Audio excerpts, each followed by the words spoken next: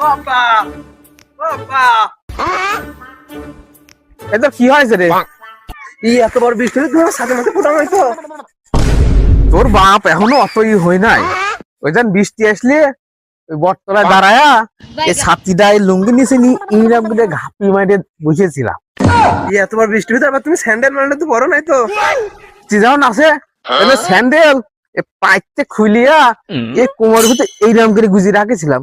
তোর বাপ অত সস্তানো হই নাই, এর মেলা দাম।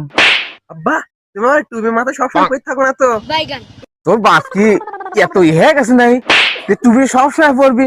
ওই আসতে কত লোকজন দেখবেন মিলে ওই জন্য টুপিটা পরিয়ে আসতাম।